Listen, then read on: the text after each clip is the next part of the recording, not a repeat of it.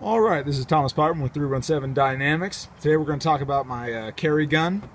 I take this to the range with me, everyday carry, and whenever I'm teaching classes. This is the one gun you're going to see me with 24/7. This is a Generation 3 Glock. I've always been a fan of Gen 3 Glocks. I've had them in the past, so I've always stuck with this one. This current one has over 17,000 rounds through it. So we're going to talk about some of the specs and how I run my guns. On the outside, I've got a TLR1 flashlight. It's a 250 looms flashlight, so it's got enough light for any kind of low light situation that I need. As you can see, it is very bright, and it also has a strobing feature on it. Night sights that I carry are the Ameriglow iDot Pros. It's kind of hard to see on the camera. Basically, that's your sight picture.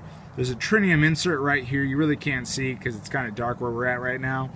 And the front sight, there's an orange ring around the front sight with a tritium insert. So for daytime shooting, I'm not even looking at the back sight. I'm just looking at that orange dot and putting that right where I want the bullet to go, and that's where it's going to go. And at nighttime, basically you make a number 8 with your sight picture, just with the 2 tritium dots that'll glow. Just make a number 8. It's a mix of big dot sights and Heine straight 8 sights.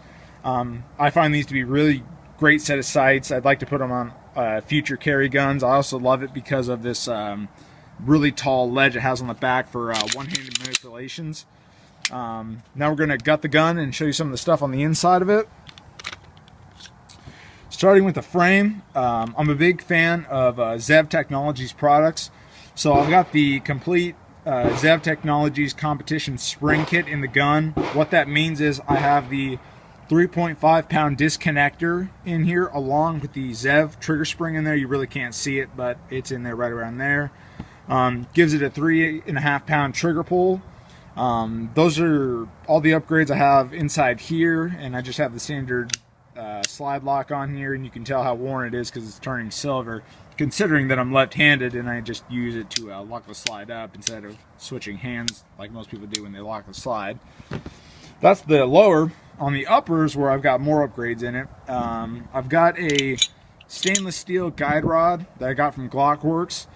This one's rated for about 10,000 rounds. My stock one that I had, the traditional plastic guide rod that came with it, I put about 15,000 rounds through it when you're supposed to change them out to 3,000, but I figured I'd just let it go until it started to crack. So this is what I'm currently using right now, and I'm going to keep using it until it breaks. Next Zev product I have is the Zev Technologies match grade barrel. No, I did not buy this because it looks pretty, and it's got some cool little lettering on it. It says 9mm and got their little logo there on the side right there. The difference between this barrel and a stock one, it's a match grade barrel, so it's going to be much more accurate, and it also has polygonal rifling in it. And if you don't know what polygonal rifling is, basically the rifling on a stock Glock barrel isn't deep, so you can't shoot lead bullets through it. If you actually do shoot lead bullets through a stock Glock barrel, you actually will void your warranty.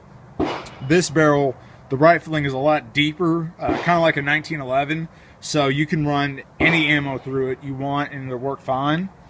Let me put this guy back in here. And there's only 2 other Zev products that I have in my frame. One thing you're probably noticing instantly is this gold firing pin block right here. It's another Zev Technologies product.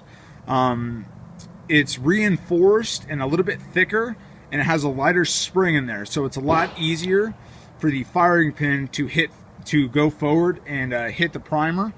And the last Zev product I have in here is the Zev Technologies firing pin. What's different about this firing pin as opposed to a standard Glock one is that there are holes cut into the firing pin, allowing it to move faster. So it will hit the primer harder, like if you're running Tula ammo or Wolf ammo or any of the cheap made ammo. And it's also extended, so it's going to hit the primer a lot harder, so you'll definitely know you're going to hit it every single time, and the round's going to go off every time. And really, that's the whole gun. And like I said, I've got over 17,000 rounds through this gun, and you can literally see how light the trigger pull is and just how short that reset is. So I'm at the range right now, and we're going to get this gun dirty, so let's go ahead and get started.